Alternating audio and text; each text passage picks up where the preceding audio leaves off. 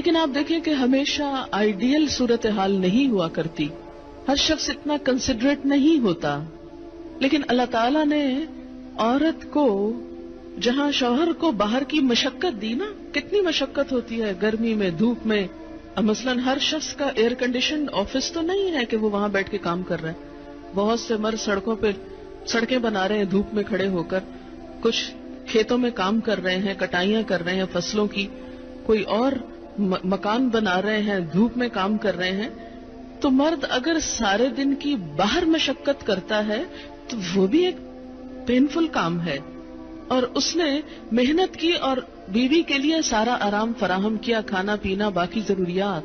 اب اگر بیوی کو اس کا مطالبہ پورا کرنے میں تھوڑی تکلیف ہو رہی ہے تو کیا ہوا کہ موڈ نہیں یا دل نہیں مان رہا تو کیا ہوا، نہ صحیح. لیکن اس کے باوجود جو عورت یہ سمجھتی ہے کہ میں اپنے موڈ کے خلاف جا کر بھی اگر اپنے شوہر کو راضی کرتی ہوں تو یہ میرے رب کی رضا حاصل کرنے کا ایک ذریعہ ہے، تو آپ دیکھیں کہ یہ وہ چیز ہے جس کا صلہ آپ کو اللہ دنیا میں دے دے گا، کیونکہ آپ یہاں صرف شوہر کی نہیں اللہ کی بھی اطاعت کر رہی ہیں. کیونکہ ایک مسلمان عورت کو اس کے رب نے یہ حکم دیا ہے. اور اس میں وہ حدیث آپ نے سن رکھی ہوگی اور عورتوں کو سنانے میں بڑی مشکل پیش آتی ہے مجھے ہمیشہ، اور عورتیں ایک دم اوفینڈ ہونے لگتی ہیں.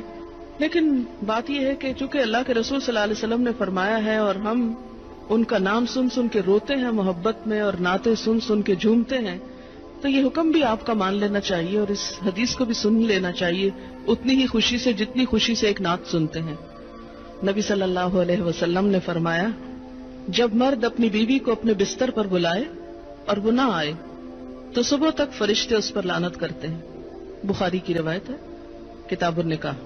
ٹھیک ہے اس میں کہ اگر بیوی بیمار ہے یا اسے کوئی ایسی تکلیف ہے یا کوئی جینون ریزن ہے تو اس میں اللہ تعالیٰ اتنے بے رحم نہیں ہے کہ وہ دیکھ رہے ہیں کہ ایک عورت بخار میں پڑی ہے اور اس کا شوہر اس سے مطالبہ کر رہا ہے اور عورت نے نہیں مانا تو اس پہ لعنت بھجوانی شروع کر دی جائے. نہیں، یہاں ایک نارمل حالات کی بات ہے کہ ایک عام حالات میں ایک عورت اگر اطاعت نہیں کرتی یا بات نہیں مانتی.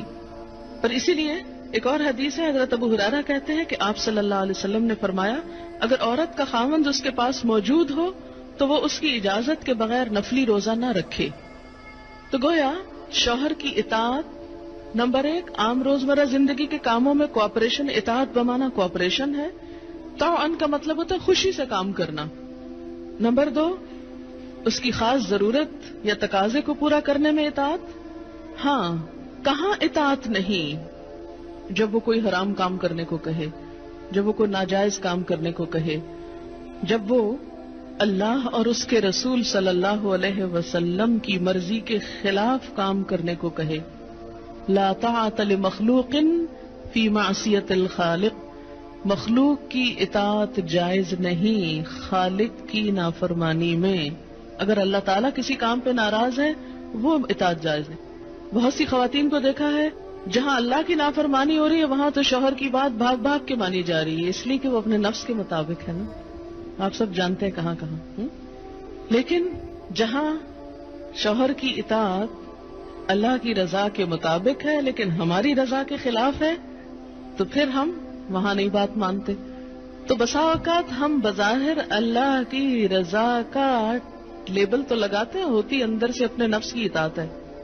اور بعض اوقات شوہر کی اطاعت کا لیبل لگاتے ہیں لیکن وہاں بھی اصل میں نفس کی اطاعت ہوتی ہے کہ ہمارا اپنا دل وہی چاہ رہا ہوتا ہے جو شوہر چاہتا ہے اس وقت. بعض اوقات کئی غلط کام شوہر چاہتے ہیں نا کہ بیوی کرے، ہم خود بھی وہ چاہ رہے ہوتے ہیں ساتھ، اس لیے آڑ لے لیتے ہیں جی شوہر نہیں مانتے. مثلا سر ڈھکنا شوہر کو پسند نہیں، کیا کریں، اب شوہر کی اطاعت بھی تو اللہ ہی نے کہا ہے. یہاں شوہر کی ہم 100% اطاعت کو تیار ہو جاتے ہیں کیونکہ اندر سے اپنا دل جو ساتھ ہے. لیکن جب رات کو شوہر بلائے تو وہاں اپنا دل نہیں، لہذا چاہے اللہ تعالیٰ کتنا ہی فرمائے سب اطاعت بھول جاتے ہیں.